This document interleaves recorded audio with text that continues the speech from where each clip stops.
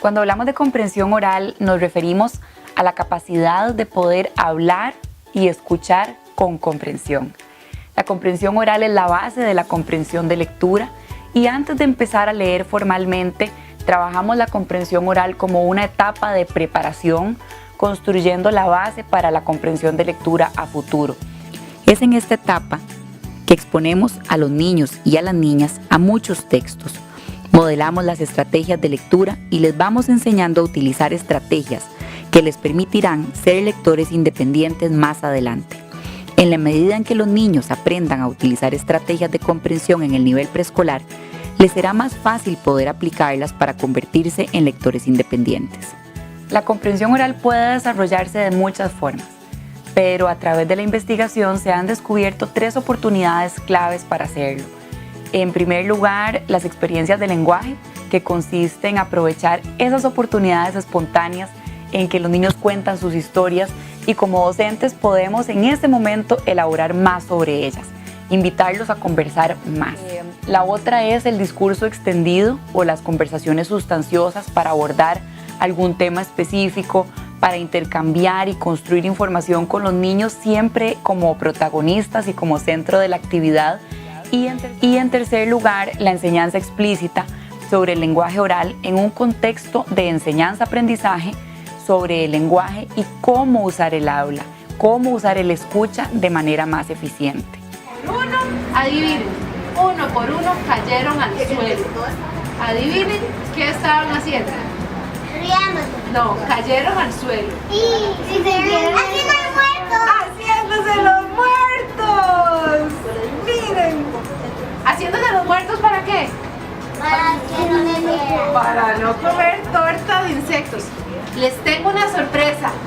Tengo una torta de insectos para ustedes. ¡Ay!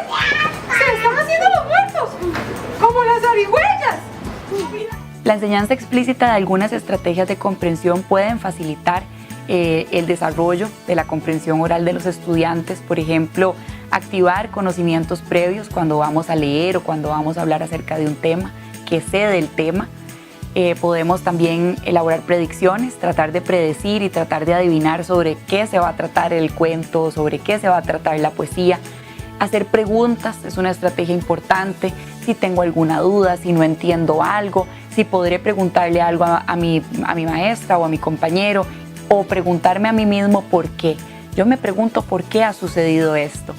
Resumir es una estrategia increíble para el momento del preescolar y para lo que viene en la comprensión, qué es lo más importante que ha pasado hasta ahora en lo que estoy leyendo, o al final podemos inclusive tratar de recapitular y pensar en lo más importante que ha pasado en el cuento o en lo que hemos conversado. Hay una estrategia importantísima que es clarificar y es tener un poco de capacidad de automonitoreo y darme cuenta si no he entendido algo y tratar de clarificar esa idea antes de continuar. Y también podemos, que les encanta, visualizar ideas. Es cerrar mis ojos, es imaginarme que estoy montado en el caballo como el personaje que está en ese momento en el cuento. Entonces visualizar también nos amarra muchísimo a comprender a nivel oral qué es lo que está sucediendo. Y es importante que poco a poco vayamos incorporando estas estrategias, ofreciéndoles a nuestros estudiantes todo el apoyo que necesitan para aprender a usarlas más adelante de forma individual. Es decir, podemos enseñarles cómo nosotros usamos la estrategia, ya como lectores maduros, con buena comprensión oral y de lectura, cómo usamos esa estrategia a manera de modelaje y después dejarlos experimentar a ellos con nuestra ayuda y posteriormente los dejaremos experimentar a ellos solos ya habiendo adquirido la estrategia. La comprensión oral nos lleva poco a poco a la comprensión de lectura. Desde muy temprano en preescolar podemos hacer actividades y juegos que desarrollen la comprensión. La comprensión oral es esencial para la comunicación oral y escrita y los niños que no desarrollen su comprensión oral de manera suficiente en esta etapa probablemente tendrán dificultades para mantener el ritmo académico de sus compañeros y sus docentes más adelante en la escuela. Por ejemplo, podemos usar una noticia en el periódico para comentarla, para comprender su mensaje. También podemos recurrir al uso de cuentos que además de desarrollar un gusto y una motivación por la lectura, nos va a permitir identificar los personajes y la secuencia de situaciones en un cuento narrado.